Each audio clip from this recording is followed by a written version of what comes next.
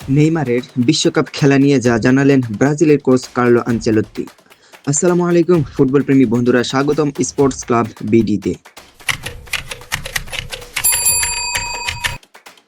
Brazil জাতীয় দলের প্রধান কোচ কার্লো আনচেলত্তি তারকা ফরওয়ার্ড নেইমারের জাতীয় দলে ফেরা নিয়ে তৈরি হওয়া জল্পনা কল্পনার অবসান ঘটিয়েছেন। সম্প্রতি দীর্ঘ ইনজুরি শেষে আবারও মাঠে ফিরলেও ব্রাজিল দলে খেলার জন্য কোচ আনচেলত্তির কাছ থেকে কোনো সাড়া পাননি Neymar.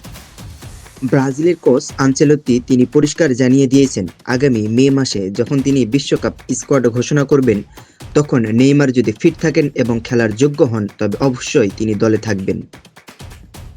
Creo que somos un equipo sólido, hemos aprovechado de los partidos que hemos jugado, los amistosos, para mejorar, intentar de mejorar nuestras características. সাংবাদিকদের প্রশ্নের জবাবে আনচেলত্তি বলেন, আমি বুঝতে পারছি আপনারা নেইমারকে নিয়ে খুব আগ্রহী। আমি বিষয়টি স্পষ্ট করতে চাই, এখন ডিসেম্বর মাস আর বিশ্বকাপ শুরু হবে জুনে।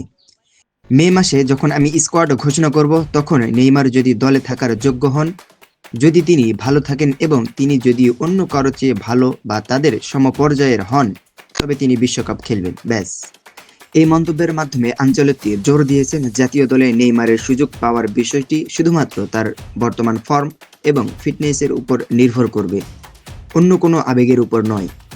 যেহেতু বিশ্বকাপ শুরু হতে এখনও 6 মাসেরও বেশি সময় বাকি, তাই এই সময়ের মধ্যে নেইমারের ফিটনেস এবং মাঠের পারফরম্যান্সই হবে তার চূড়ান্ত দলে স্থান পাওয়ার মূল মাপকাঠি।